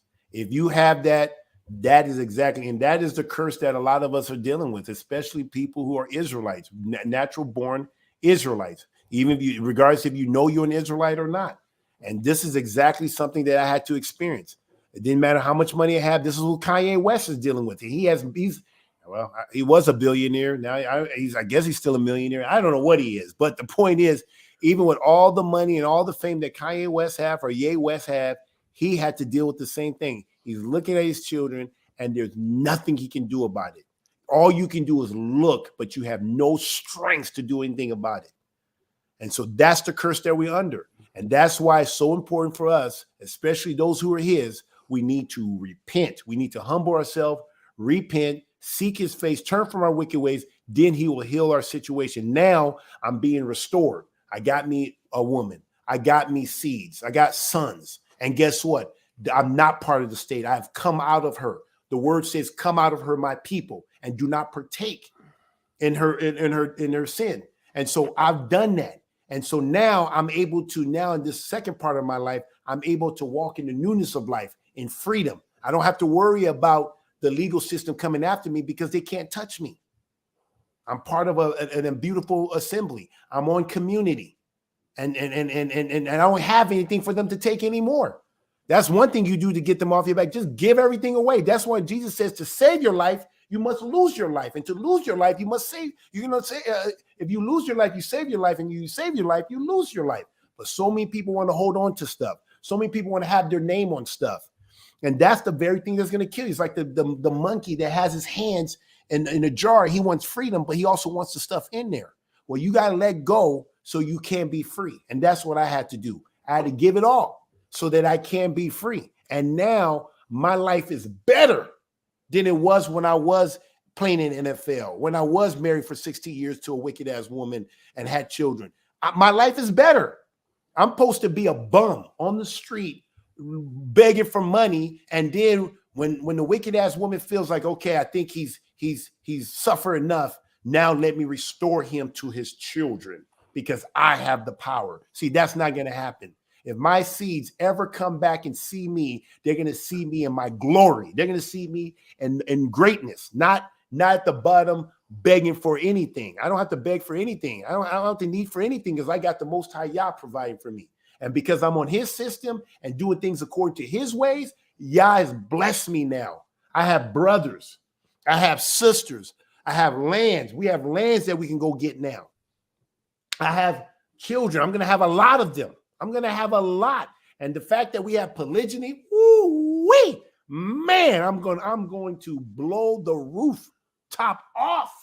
So I'm going all out. Now that I know I'm a Hebrew, you better believe I am going to produce. I'm going to pop out seed like left and right. You're going to look at the stars. I'm going to help Abraham. I'm going to be a part of what Yah told Abraham. He said, look at the stars. Look at the sands. You won't be able to count them. I want to add my numbers in there. I'm going to put in as many seed out there. I'm shooting for 94 sons. I talked to Pete Rambo, so I'm doing sons because I thought it was just children, but I'm popping them out. I know people say, you crazy, Kabir. What the hell are you talking about? But guess what? A lot of times when I say I'm going to do something, it's weird. But I find a way to do it by the grace of the Most High Yah. So, and this is according to his will. Did he not say be fruitful and multiply? So that's what I plan on doing. Okay, let me go to the next verse. Deuteronomy 28, verse 41. All right, read that. Thou shalt beget sons and daughters, but thou shalt not enjoy them, for they shall go into captivity. See, when you're under the curse, when you sign that marriage license, when you get that birth certificate, that's what's going to happen. You will not enjoy them. I am living proof. Guys, learn from my mistake. Warning, warning. Listen up.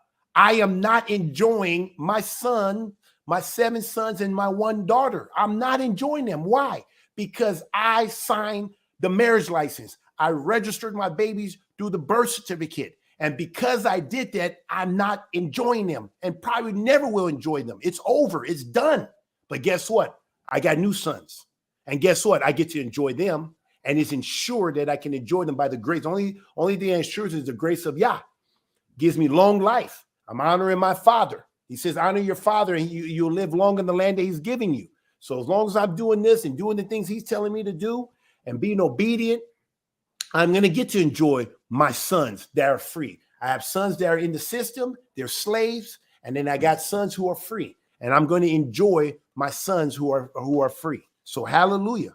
Now go to Isaiah 3:12. I mean, the Bible talked about, guys, I'm telling you, the word is so beautiful. I found this after my situation. I'm like, it's right there. We were warned in Isaiah. Read 3:12.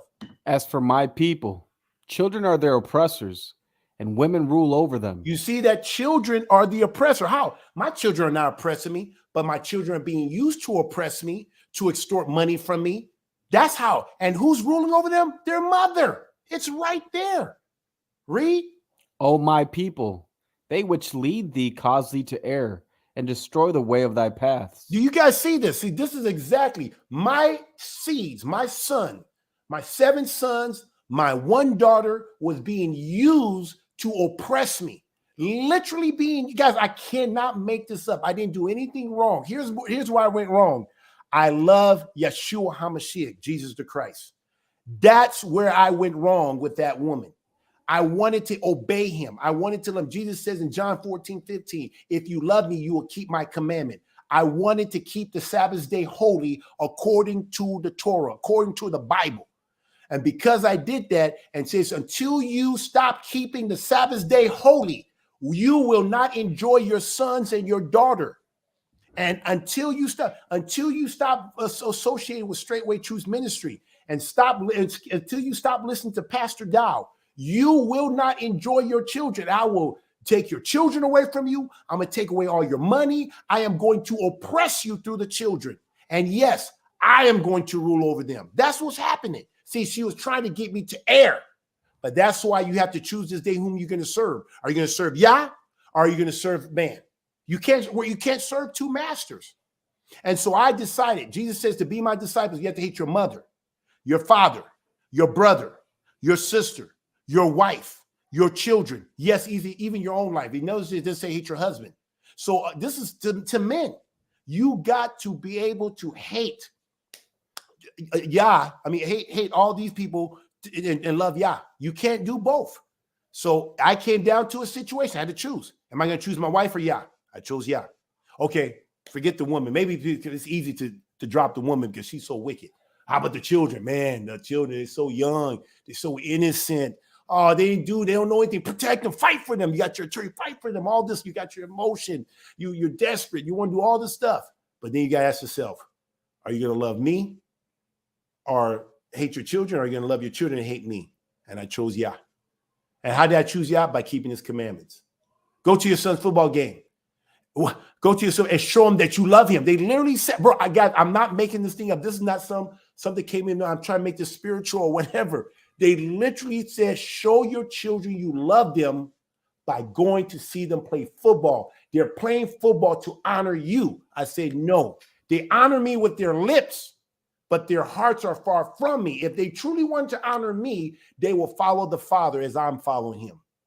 And so I chose not to go to their games because they played on Friday nights and Saturday mornings. And that is the Shabbat. I did not want to go see my sons playing and polluting the Sabbath day playing football. Well, you play football? Yes, I did. And I did that in ignorance, and it was a sin. And guess what I did? I repent. I can't repent and then go back and do it again. When you truly have godly sorrow, it's not to be repented again. So how can I say, God, I'm sorry. I was wrong, is a sin, and now I repent. I'm going back in the right direction. How can I say and justify going back to go see my sons play? Let's say, well, you're not doing anything. You just, how am I going to sit there and now encourage my son say it's okay to pollute the Sabbath? I'm not a Christian. I'm a man of Yah. I follow Yeshua HaMashiach, Jesus the Christ. So anyway, so guys, I hope you guys hear what I'm saying. This is real. I lost real people. One day I'll show you my old family so you can see I'm not making, these are real people. Real people. She's trying to write a book. Maybe you guys, maybe when she write the book, maybe we can make a copy or copyright and send to you guys. But I'm curious to see what's in the book because I'm curious to see how bad I was because really I got divorced without a cause. And when you in this society that's a no fault divorce, you can divorce your husband without a cause. And that's why me looking for a cause. What did I do wrong? What did I do wrong? Kabir, we don't need a reason. I can divorce you for whatever reason I want. I can say irreconcilable difference. I can say I'm not happy. It doesn't matter. I'm divorcing you. I don't need to have a cause. But back in the days before 1969, you need to have a cause to leave your husband. You couldn't just leave and break up the home like that. You just couldn't. So back in those days, it was a little bit more patriarchal. All right, let's go to Proverbs. Now, this is a good one. Is this it? Yep. Okay, guys, listen to this. I'm going to try to break this down. But I thought this is very relevant to our situation because when you sign the birth certificate and the marriage license, this is what it feels like. Read. My son, If you guarantee a loan for your neighbor, if you have agreed to do a deal with a stranger, trapped by your words and caught by your own word, Signing contracts. When you sign, you're trapped by your own words, by your own signature. You're trapped. You're caught. Look what the word says when you are in this situation, what you should do. Read. then do this, my son, and deliver yourself, because you have Deliver yourself. It says, do this, my son. Deliver yourself. Save yourself from this untoward generation. These contracts that we have signed is very, very, it can kill you. For sure. I'm telling you guys, I'm a sane man. I'm usually happy-go-lucky, but dang, I can't believe how much suicidal thoughts I had when I was going through this stuff. This thing will kill you. Read. because you have come under your neighbor's control. Okay, you come under the control of the state. Now, by signing that marriage license, by signing that birth certificate, you are now under the control of the state that you're in. State of Wisconsin, state of Tennessee, whatever state you're in, whatever driver's license, look at your driver. Everybody pull out your driver's license, look at it, whatever, you know what's in there. But whatever is on top of that state, that's who you're under the control of. Your car, wherever your car is registered to, go look at your plate. Whatever's on top of that plate, that's who owns that car. You think you own the car. You're not the owner. You're the driver. And the state owns that truck. That's why they can give you tickets. That's why they can pull you over. That's why they can do all this stuff, because it belongs to the state because of that contract that you signed. Now look what it says to do. Go, humble yourself, plead passionately with your neighbor. Don't allow yourself to sleep or even close your eyes. Deliver yourself like a gazelle from a hunter's hand, or like a bird from a fowler's hand. Or like a man out of the Vikings' hands. Bro, guys, I'm telling you, this is what you need to do. You need to get out of there. Get out of there. Get out of the corner. Like in Rocky, get out of the corner, bro. You need to get out of there, guys, because these contracts are devilish, man. I'm telling you, big time. So, and one more verse, and then I'm going to leave for questions. Ecclesiastes chapter 10, verse 5-7. There is an evil which I have seen under the sun, as an error which proceedeth from the ruler. Folly is set in great dignity, and the rich sit in low place. I have seen servants upon horses, and princes walking as servants upon the earth. So when you guys see all these people that you think is your public servant, you a public servant, you're supposed to obey me. They are public servants. But when you sign that contract, now you're the one that's walking the horse, and that public servant is on the horse. That servant becomes your master. So you started off as the master, and he's the public servant serving the public. But as soon as you sign that contract, as soon as you pull out that driver's license, as soon as you pull out that registration of that car with your name on it, as soon as you show that you have joined yourself with the state, you now become a servant. You are no longer the master. You are they have the authority. That's why you have cops who are ignorant. I've seen this already twice now. I said, what gives you the authority to do what you did? She said, this badge. She lied to you. It's not the badge. It's that driver's license. If I'm going to say that driver's license gives me authority. Your registration gives me authority. That's what gives me you saying that you're the owner gives me authority. See, that's why I say control everything but own nothing, because they control owners. They control all this stuff. So when you do these things, you're putting yourself to be a servant to the state. Look at Kanye West. He made billions of dollars, and now look at him. He's the servant. He's in chains. He can't even get to his money. He can't even get to his Apple Pay. What the hell's going on? How can a man who's a billionaire can't even get music or whatever he was doing with his Apple Pay or his iTunes Pay, whatever? Because he signed a contract. You guys got these phones. Same thing. You're doing this. You guys got to understand how to operate. You have to know how to operate in the matrix, and you need to operate outside the matrix. The matrix is public. The outside the matrix is private. Go watch the Matrix movie, guys. Watch it. And just look at everything like that. When you see them in the matrix, they're in the public. When they're outside the matrix, they're in the private. Operate in the private. You notice when you're in the private scene, dungy and drudgery, they don't have the nicest clothes. They're eating the same food. I mean, the food is giving you what you need, but it's not all tasty. You don't got that meat or whatever. You know, it's just the same thing. You have your baby at home.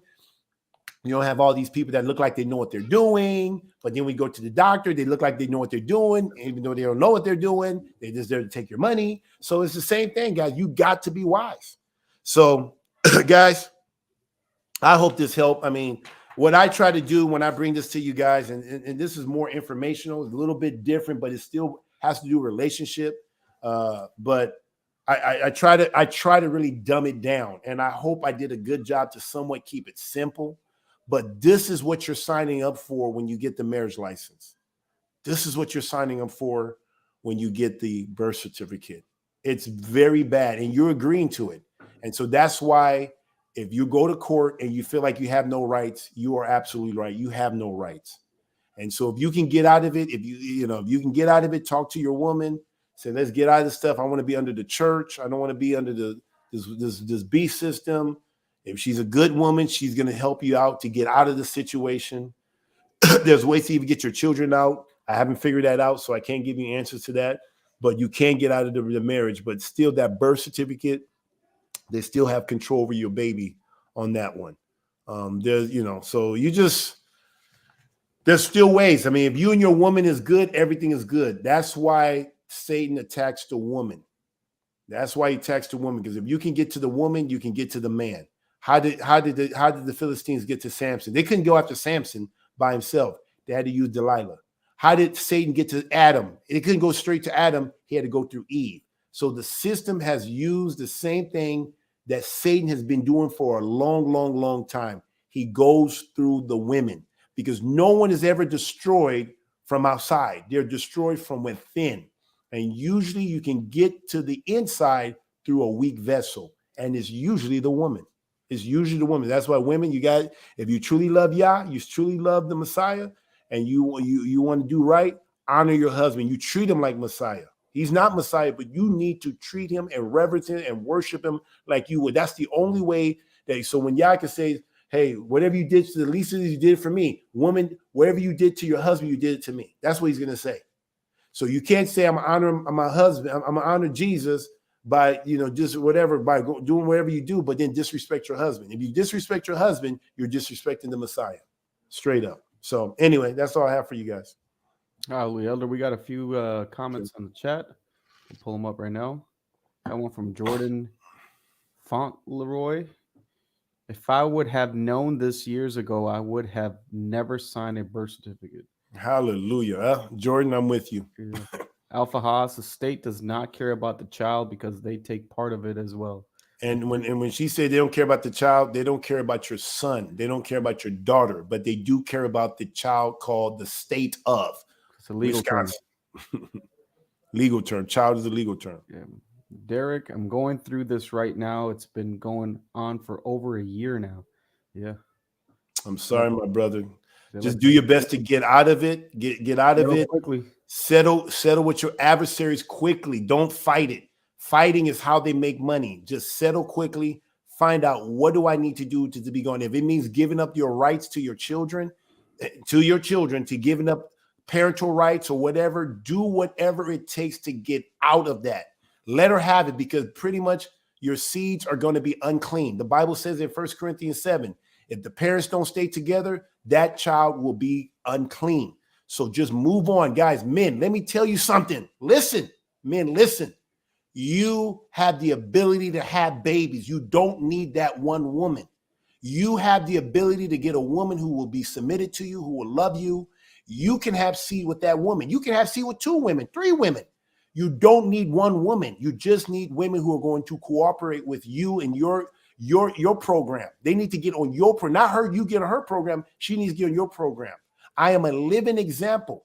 I will probably, within 10 years, I will surpass what I had with my first marriage. I already have 2 sons, 1 on the way, and I took on 2 more already. So, guys, I'm already at 5. I have 5 children, 3 for my loins, already outside of the first one.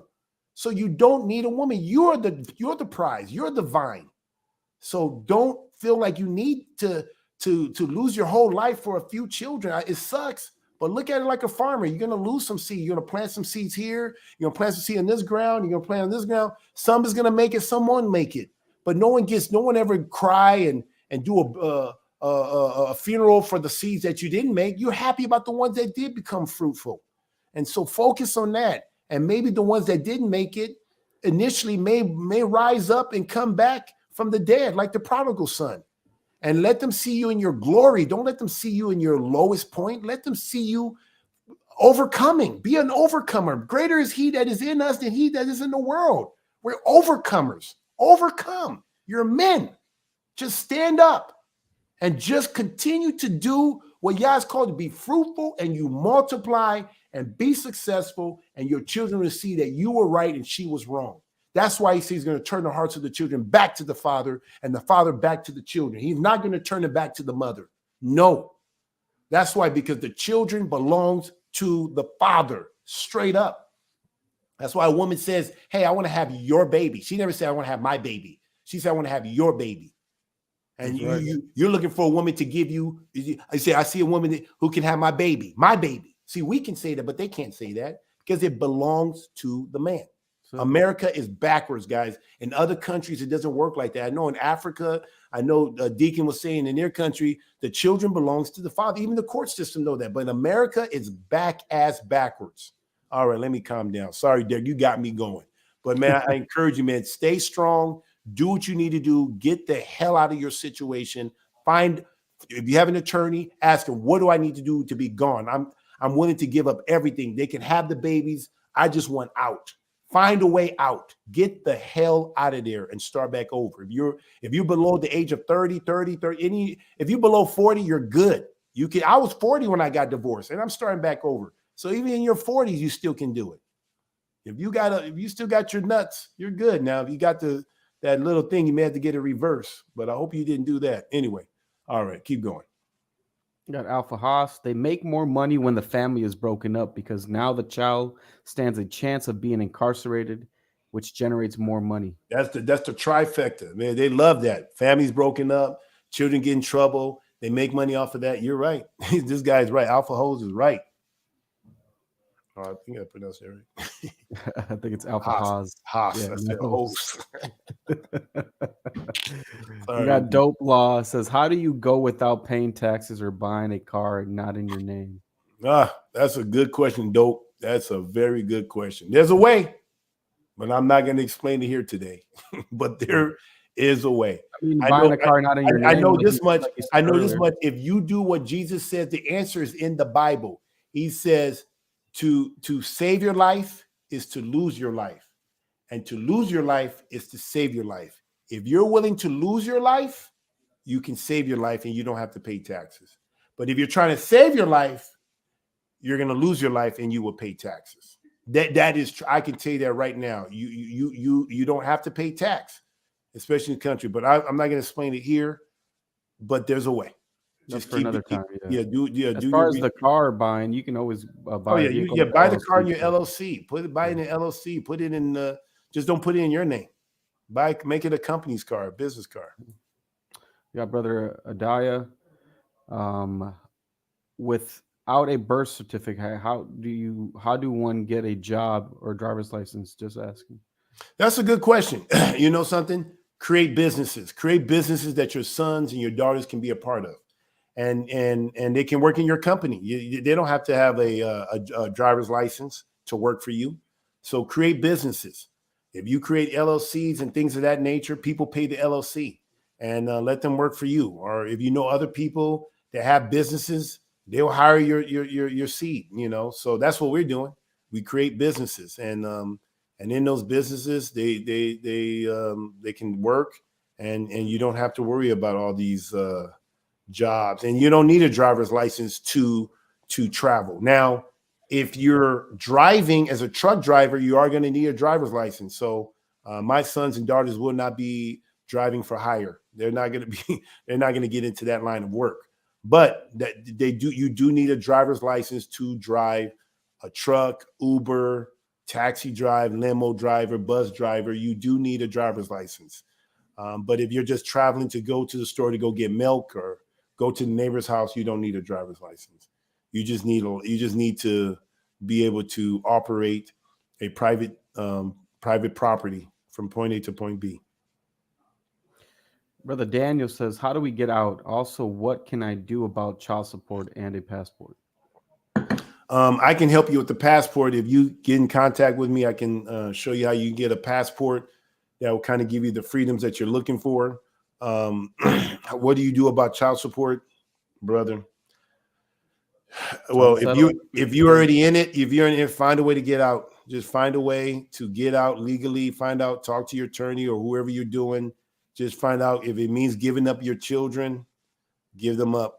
Give them up. That's maybe one aspect, but I don't know these answers, guys. But I know when you're in it, it's very difficult. The way I got out, I had to settle out of court, and so that was something that she accepted, and then she agreed not to come after me for child support. So I had to pay over $700,000, and this is with all the stuff. And when I paid that, guys, I was so mad that I had to pay it. But when I wrote the check, when I handed it, bro, the chains fell off. I felt the chains. I was free. I was back in control. I was back in the driver's seat. She was happy, but I was even happier because now I can determine my future. But before, it was always at her mercy. And so once I signed that and gave it up, bro, it was the best $700,000 I've ever written out. I mean, it was the best thing I could do. I mean, and I remember talking to a lawyer, and I was trying to fight for my rights. And there was a guy that, I got to say, this guy was very, very kind to me. And he took me we went for a walk, and I went to his office, and he was a lawyer. And I guess he went through a thing where he had to break up his partnership with his law firm. He was part of a law firm, and they went through a divorce. Now that's real divorce is partnership, a business. And he had to pay a lot of money. To this day, at the time, he was still paying money. And as much as he felt was wrong and how he built the thing, but he said, he paid it off. And he just kind of told me just in a nice way, because I think he kind of heard the word in the street in the legal society about me. And he obviously knew me. And so he just kind of gave me like, hey, brother, sometimes the best thing you do is just settle. And the Bible says that settle with your adversaries quickly, because if you don't, they're going to eat you up. They will eat you up. So that's my advice, man. Find a way to get this thing settled and be out. And whatever it costs you to do that, as long as it doesn't cost you your soul, if it doesn't cost you some money, lose the right to your children, so be it. But it's better to be free, because as a man, you can always reproduce. You don't need those children. Children only have one father, but fathers can have many sons and many daughters. So anyway, I hope that answers your question. Settle quickly. Alpha Haas, that is what the rich does. They control everything and own nothing. Yep, that's it, Alpha. That's right. Brother Adam says, I've been married for 15 years. It took 4 years for the divorce to be final. Wow. I have two children. Keep reading. I have 2 children with her. I thought I was living, but I wasn't. The Most High has delivered me from death to life. Hallelujah. Hallelujah. See, there's a perfect example, Brother Adam. Brother Adam is a perfect example of a guy. I was married for 16 years. My divorce did not last that long. It lasted only 1 year. They usually have to do 6 months to do fine facts and give you time to, see if you guys really want to do this. But our divorce was very quick. You know why it was real quick, Deacon? Matter of fact, before you answer, why do you guys think my divorce was so quick? I mean, I was married for 16 years. We're talking about millions of dollars. Why was my divorce so quick? Anybody know? I know. Let me just give some people some time to type it in.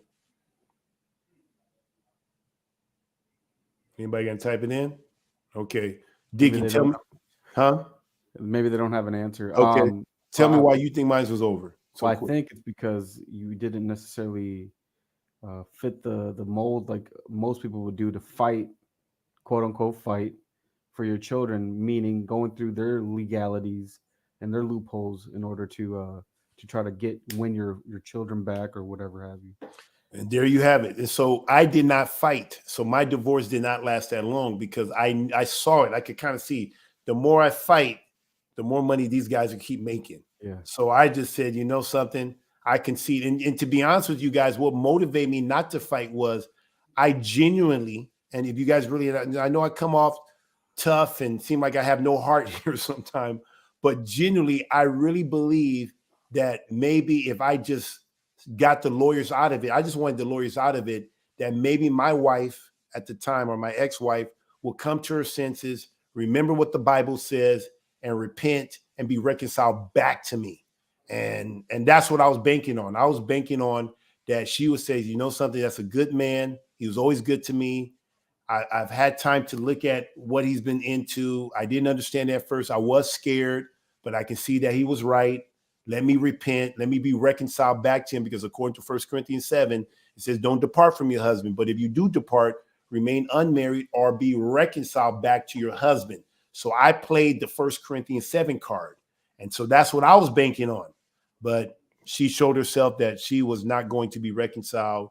She's going to hold on to this to the day she dies. And so, but even then, and the risk was I was going to still lose it anyway, because she could always give it back. She could always say, hey, I was wrong. Here's all your money. Here's your children. I was wrong. I'm going to do it biblical, blah, blah, blah. But it didn't matter. I already counted the loss already. And if it came, great. It would be considered a bonus. And so that's why I didn't fight. I just didn't want the attorneys to keep making money off of me. So anyway, so that's why it didn't last that long. But when you see people who's been married and you've seen people who's been married for only 6 months and they're fighting for 5 years. Why? Because they're fighting back and forth. And those attorneys are having a field day. So anyway. And that's it, Elder. That's it for the comments right now. All right. I'll go ahead and do the outro, and then and you have the last word here, Elder. All right.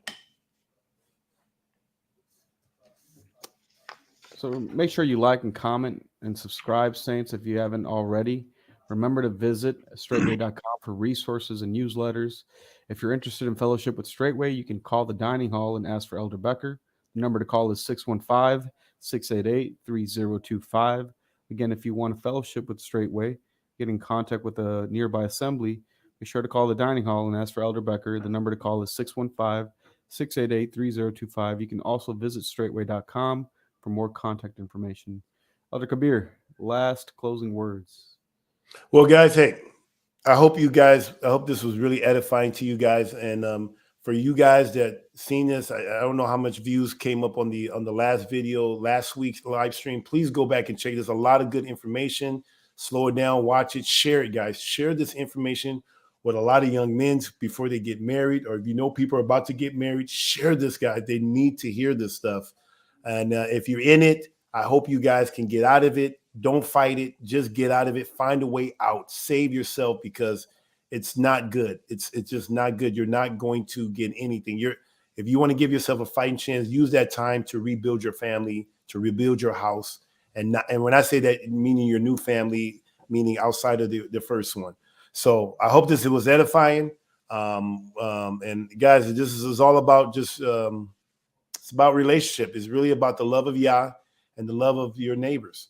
And so that's what we about. That's what we about here at Straightway Truth Ministry. And that's how we're living. And the way we do it here at Straightway Truth Ministry gives us the ability and the environment to be able to live a biblical lifestyle, a true biblical life, not just saying in words, but for real, for real. So anyway, until next time, I hope you guys be faithful in the little things, and I'll see you next time. Shalom, shalom.